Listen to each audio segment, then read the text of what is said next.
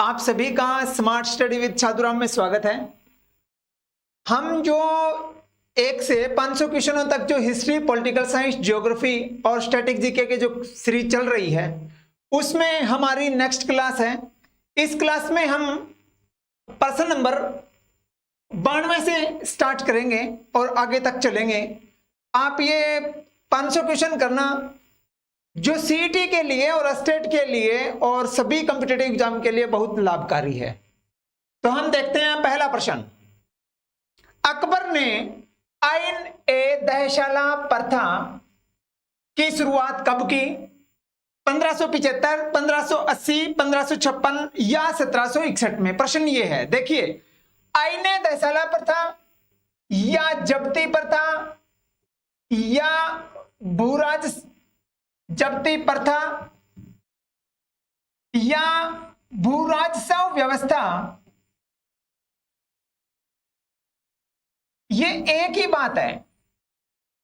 ये अकबर ने स्टार्ट की थी। किसने? अकबर ने स्टार्ट की थी और इसमें सबसे ज्यादा योगदान था भूराजस्व व्यवस्था में टोडरमल का। ठीक है, तो अपना ये प्रश्न है कि आईने दहशाला प्रथा की शुरुआत कब की? तो आपका सही उत्तर है 1580 में। 1580 में।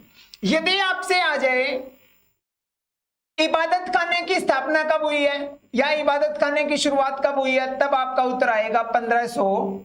इबादत खाना कहां? फतेहपुर सीकरी में। कहां? फतेहपुर सीकरी में इबादत खाना, पूजा गृह। 1556 में पानीपत की दूसरी लड़ाई हुई। पानीपत की दूसरी लड़ाई आपसे पूछे तो हुई है 1556 में। और पानीपत की जो तीसरी लड़ाई पूछे आपसे तो आपका उत्तर आएगा 1761। और पानीपत की पहली लड़ाई आपसे पूछे तो आपका उत्तर आएगा 1526। क्या मेरा प्रश्न यहां तक समझ में आ गया होगा? हाँ, आपके नॉलेज के लिए बता देता हूं। आईने दहशाला प्रथा 10 वर्ष के लिए स्टार्ट की गई थी और सबसे पहले गुजरात में स्टार्ट की गई थी। और इसमें औसत फसल की औसत के हिसाब से कर निर्धारित होता था। क्या होता था? कर निर्धारित होता था। पहला प्रश्न अपना आईने दहशाला प्रथा। अगला प्रश्न अपना, ताजमहल, जो ताजमहल है आगरा में है, उसका वास्तुकार पूछा है और यह शाहजहां ने बनाया था अपनी पत्नी मुमताज की याद में। मुमताज महल। यहां तक तो समझ में आया? यमुना नदी के किनारे है। कौन सी नदी? यमुना नदी। अब पर्सन इन्होंने क्या किया है? वास्तुकार पूछा है। लुटियंस है या ली कार्बुजिए है या उस्ताद अहमद लाहौरी है या मिर्जा गियास बेग है? सबसे इंपॉर्टेंट क्वेश्चन है। देखिए, आगरा का जो वास्तुकार है वो है उस्ताद अहमद लाहौरी। ठीक है, उस्ताद अहमद लाहौरी वो आगरा का वास्तुकार है, ताजमहल का वास्तुकार है। लुटियंस है वो संसद भवन दिल्ली, जो अपना संसद भवन है पुराने वाला, जो 1931 के अंदर जिक्र आएगा। और ली कार्बुजिए चंडीगढ़ का वास्तुकार है। किसका? चंडीगढ़ का। चंडीगढ़ की रूपरेखा किसने बनाई? ली कार्बुजिए। और आपसे पूछे हुमायूंनामा, हुमायूंनामा, जो हुमायूंनामा की रचना तो की है गुलबदन बेगम ने। समझिए प्रश्न को। और गुलबदन बेगम कौन थी? हुमायूं की बहन। हुमायूं की बहन गुलबदन बेगम। अब क्या हुआ? हुमायूं का जो मकबरा है ना, हुमायूं का जो मकबरा है ना, उसका जो वास्तुकार है वो मिर्जा ग्यास बेग है। समझिए प्रश्न को। ताजमहल का वास्तुकार पूछे उस्ताद अहमद लाहौरी, चंडीगढ़ का वास्तुकार पूछे ली कार्बुजिए, और दिल्ली का वास्तुकार संसद भवन नई दिल्ली या राष्ट्रपति भवन का पूछे तो लुटियंस, और मिर्जा ग्यास बेग हुमायूं के मकबरे का वास्तुकार है। अगला प्रश्न अपना, अगला प्रश्न है निम्न में से किस मुगल शासक के शासनकाल को चित्रकला का श्रवणकाल कहा जाता है? देखिए ऑप्शन है शाहजहां, जहांगीर, बाबर या अकबर। श्रवणकाल, यदि आपसे पूछे स्थापत्य मतलब शिल्पकला, उसका श्रवणकाल किसके शासन को माना जाता है तो आपका उत्तर आएगा शाहजहां। और यदि आपसे पूछे चित्रकला का श्रवणकाल बताइए तो आपका उत्तर आएगा जहांगीर। और यदि आपसे पूछे साहित्य के समय का बताओ साहित्य तो आपका उत्तर आएगा अकबर। और यदि तोपों का बात आए या बाग बगीचों की बात आए तो आपका उत्तर आएगा बाबर। क्या मेरा प्रश्न समझ रहे हो? एक बताते हैं कि तुजुक ए जहांगीरी जो पुस्तक है वो तुजुक ए जहांगीरी जहांगीर ने रचना की है। उसमें जहांगीर कहते हैं कि चित्रकला के अंदर मुझे इतना ज्ञान था या इतना ज्ञान है कि मैं ये देख के बता देता था कि ये चित्रकला है वो किस चित्रकार ने बनाई है, चाहे वो उसकी आंखें किसी ने बनाई हो, चाहे उसके बाल किसी ने बनाए हो, चाहे उसका प्रत्येक अंग, चाहे कान किसी और ने बनाए हो। मैं ये बता देता था कान इसने बनाए हैं, आंख इसने बनाई है, नाक इसने बनाई है। ये चित्रकला का श्रवणकाल के अंदर जहांगीर के बारे में ये कथन आते हैं। अगला प्रश्न अपना, जहांगीर के काल में प्रश्न है जहांगीर के काल को तो चित्रकला का काल कहा जाता है, ये बात तो सही है। जहांगीर के काल में कौन सा चित्रकार पशु पक्षियों व वनस्पतियों के चित्र बनाने में निपुण था? प्रश्न ये है, पशु पक्षियों और वनस्पतियों के चित्र। ये चित्रकार है चारों, और चारों के चारों गोवर्धन, मंसूर, अबुल हसन और मनोहर, ये चारों के चारों अकबर के शासनकाल में चित्रकार थे। ये और बता देता हूं आपको। अब आपका प्रश्न क्या है? देखिए गोवर्धन, यदि आपके प्रश्न आए कि कौन सा चित्रकार साधु संतों या फकीरों के चित्र बनाता था, किसके? साधु संतों या फकीरों के चित्र बनाता था, तो आपका उत्तर आएगा गोवर्धन। यदि आपसे पूछें पशु पक्षियों और वनस्पतियों के चित्र कौन बनाता था तो आपका उत्तर आएगा मंसूर। समझ रहे हो मेरा लाइन? मंसूर इसका उत्तर मतलब। यदि आपसे पूछें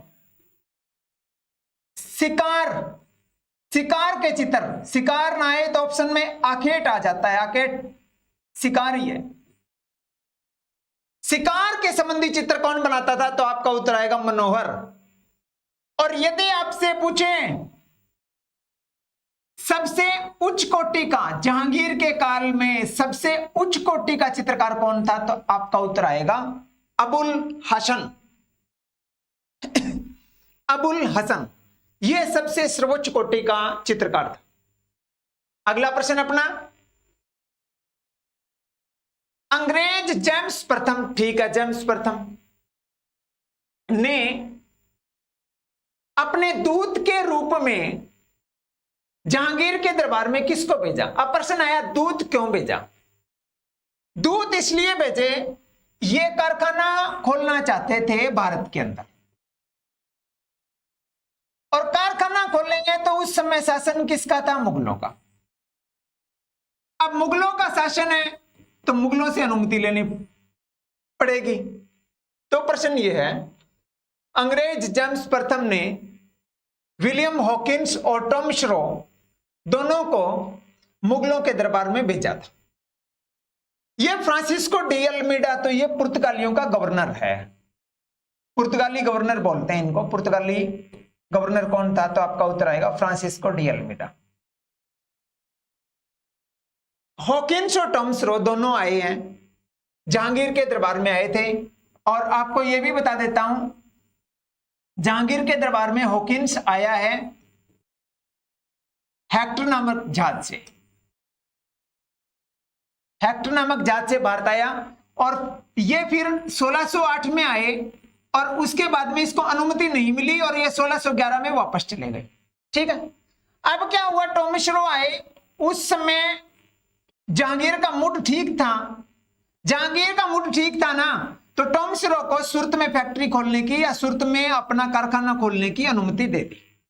तो आपका प्रश्न आए जहांगीर ने के दरबार में सबसे पहले कौन गया? तो आपका उत्तर हॉकिंस आएगा।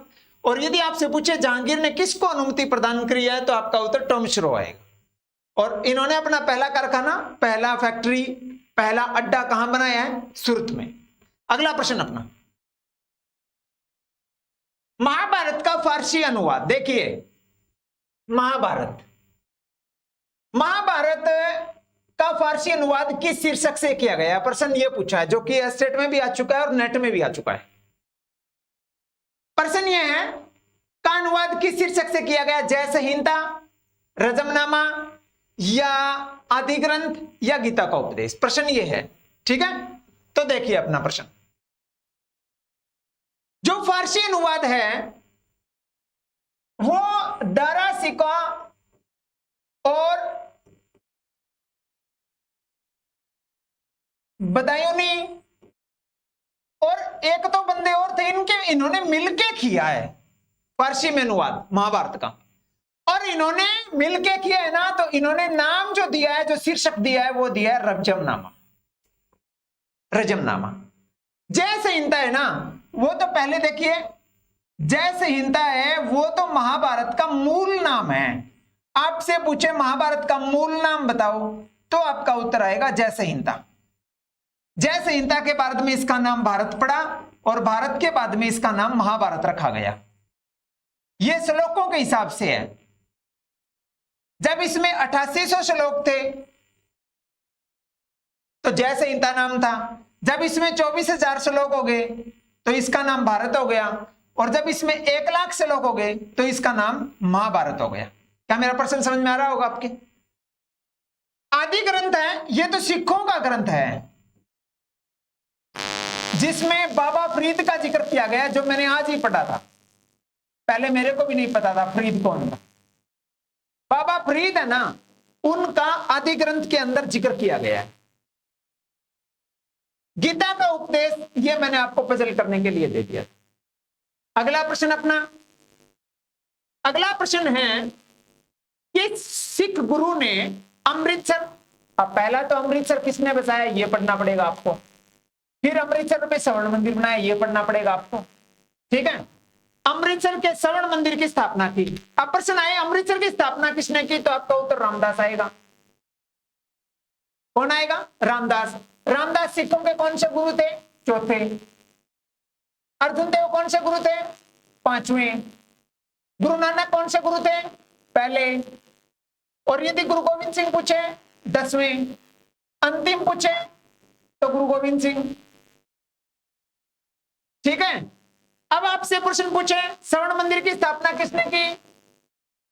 गुरु अर्जुन देव ने। गुरु अर्जुन देव को किसने मार दिया था? जहांगीर ने। फिर समझने वाली बात है, देखिए गुरु रामदास को अकबर, देखिए जहांगीर से पहले अकबर आएंगे। अकबर का लड़का है जहांगीर। अकबर ने सिखों से दोस्ती बनाई रखी और सिखों को 500 एकड़ जमीन दी और गुरु रामदास को दी। गुरु रामदास ने मना कर दिया, ना मेरे को नहीं। गुरु रामदास ने मना कर दिया। अब देखो देखो देखो, सोचने वाली बात है। अमरदास को दी थी जमीन, तो जमीन तो अमरदास को दी है, पर नाम उसके बाद में क्या हुआ? अमरदास को दी, देने के बाद में उन्होंने मना कर दिया। तो इनकी लड़की थी बानी देवी, बानी देवी के नाम कर दिया। बोले ये 500 किला जमीन बानी देवी को दे दी मैंने। किसने कहा? अकबर ने कहा है। अब ये बानी देवी का जो पति है ना वो गुरु रामदास, गुरु रामदास है वो बानी देवी के गुरु है। और बानी देवी का पिता कौन है? अमरदास। अमरदास सिखों के कौन से गुरु है? तीसरे। तो अमरदास का रामदास क्या लग गया? रामदास हो गया इनका जुमाई। हो गया नहीं हो गया? अब अगला देखो अपना, यदि आपसे पूछे खालसा पंथ की स्थापना किसने की? खालसा, तो आपका उत्तर आएगा 1699 में गुरु गोविंद सिंह ने। यदि आपसे पूछे सिखों का पहला गुरु कौन था? गुरु नानक देव। अर्जुन देव को जहांगीर ने मारा था, और उसके बाद में जो अर्जुन देव के बाद में जो गद्दी पर बैठे हैं उनको हम देखें क्रमानुसार पढ़ने के लिए, नॉलेज के लिए बता देता हूं। चौथे, तीसरे, पहले, 10वें। अब दूसरा कौन था? दूसरा था गुरु अंगद। पहला, अब दूसरा अंगद हो गया, तीसरा अमरदास, चौथा रामदास, पांचवा अर्जुन देव। ठीक है, तो इस तरीके से अपने को लास्ट तक पढ़ने हैं। तो ये अपने सिखों के बारे में। अगला प्रश्न, श्रवण मंदिर की बात है, गुरु अर्जुन देव किस मुगल शासक को उसके बेटे ने कैद कर लिया था और खुद मुगल सिंहासन की गद्दी पर बैठ गया था? देखिए, एक मुगलों के अंदर एक चगताई प्रथा थी। कौन सी प्रथा? चगताई प्रथा। वो चगताई प्रथा क्या थी कि कोई भी जो शासक है ना वो गद्दी पर है तो उसका लड़का, उसके वंशज गद्दी पर नहीं बैठ सकते, उसको बोलते हैं चगताई प्रथा। पर क्या काम किया शाहजहां ने? क्या काम किया? शाहजहां गद्दी पर बैठा था भाई, ये लो। औरंगजेब ने क्या काम कराया? औरंगजेब ने क्या काम कर दिया? इनको कैद में डाल दिया, और कैद में डाल के और खुद गद्दी पर बैठ गया। अब ये जो बंदा गद्दी पर बैठा है ना, इसके अंदर आता है 1658 से 1707। पर इनकी मृत्यु तो शाहजहां की बाद में हुई है ना, 7-8 साल बाद में हुई है। तो बेटे ने कैद किसको किया? शाहजहां को। गद्दी पर कौन बैठा? जहांगीर। तो आपका उत्तर क्या आया? गद्दी पर लिया, बेटे ने कैद कर लिया और खुद मुगल सिंहासन पर बैठ गया। तो बेटा कौन है? औरंगजेब। अब समझने वाली बात है, यदि आपसे प्रश्न आए हुमायूं पहली बार शासन किया था इन्होंने, हुमायूं ने 1530 से 1540 तक, फिर उसके बाद में 1555 से 1556 तक किया था। बीच के अंदर जो 10-15 साल है उस समय शेरशाह सूरी आ गए। और ये आपकी नॉलेज के लिए बता देता हूं कि जहांगीर की एक न्याय की जंजीर थी। कौन सी? न्याय की जंजीर के लिए प्रसिद्ध है, जिसके अंदर बताते हैं 60 घंटियां थी, और ये खंबे के ऊपर लगी थी, जिसको सोने की जंजीर भी कहते हैं। किसकी जंजीर? सोने की जंजीर। यहां ये कहां बनी हुई है? शाहबुर्ज। अब ये शाहबुर्ज का जो किला है ना, इसमें औरंगजेब ने जहांगीर को कैद किया था, ये। और उस समय शाहजहां के साथ में शाहजहां की सेवा करने के लिए थी जहां आरा। और जहां आरा कौन है? जहां आरा शाहजहां की लड़की है, बेटी है। रोशन आरा, जहां आरा, ये इनकी लड़कियां हैं शाहजहां की। और ये इनको कैद किया तो जहां आरा ने इसकी देखभाल की थी, शाहजहां। ठीक है, तो कौन गद्दी पर बैठा है? औरंगजेब बैठा है। किसको कैद में डाले? शाहजहां को डाले। अगला प्रश्न अपना, निम्न में से कौन सी इमारत फतेहपुर सीकरी में नहीं है? अब देखो, पहले तो फतेहपुर सीकरी और उसके बाद में इसके अंदर बुलंद दरवाजा बनाया, और बुलंद दरवाजा गुजरात विजय के उपलक्ष्य में बनाया, और फतेहपुर सीकरी में इबादत खाना बनवाया है, इबादत खाना बनवाया है फतेहपुर सीकरी के अंदर ही। किसने बनवाया था? अकबर ने। अब बुलंद दरवाजा कहां है? फतेहपुर सीकरी में। जोताबाई महल कहां है? फतेहपुर सीकरी में। औरंगजेब का मकबरा कहां है? महाराष्ट्र में। फुलदाबाद।